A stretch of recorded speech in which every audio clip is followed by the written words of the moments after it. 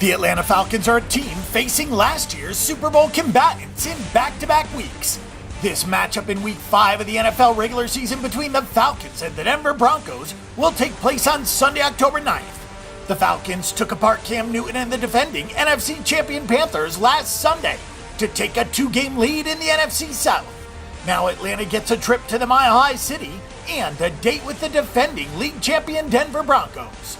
Oddsmakers feel strongly enough about the Broncos' defense to open them as a 6-point favorite.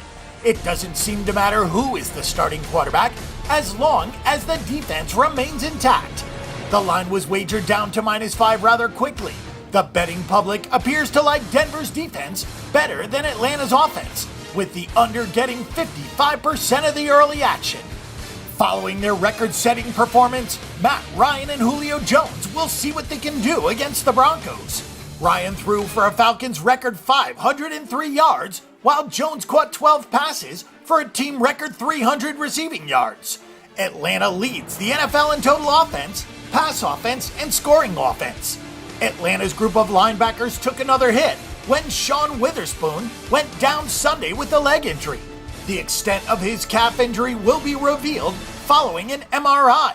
The Falcons are already down 2 inside linebackers in Devontae Campbell and Paul Warlow, which could hurt in trying to corral C.J. Anderson and the Broncos' running attack.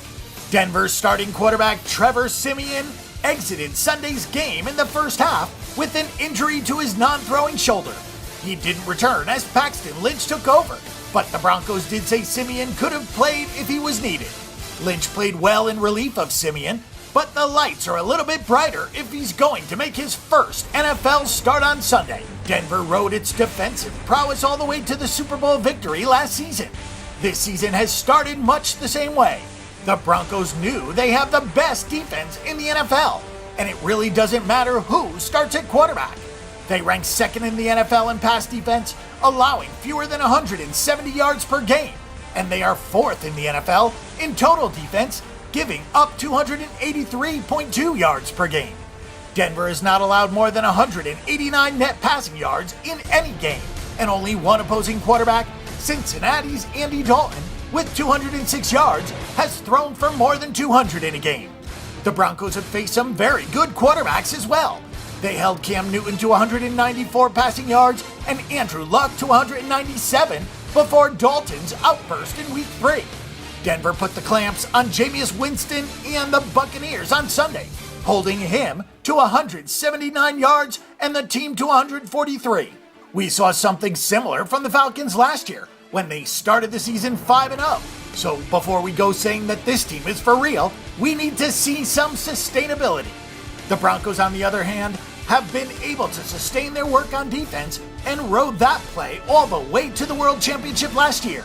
So we know they are for real. Atlanta is putting up ridiculous offensive numbers, and it isn't a surprise. We know that Ryan has the potential, and Jones is the most explosive receiver in the NFL. A tandem of Devontae Freeman and Tevin Coleman gives a little change of pace to the group, and the line has been phenomenal. But the Falcons are still lagging on defense, and that's going to be their downfall as they try for the upset over Denver. Atlanta couldn't put Carolina away, despite building a 24-point lead in the fourth quarter. Scoring will be tough against the Broncos, and the defense will have its lapses to cost them the game. Our pick and prediction is the Broncos at -5 and under the total of 46.5 points.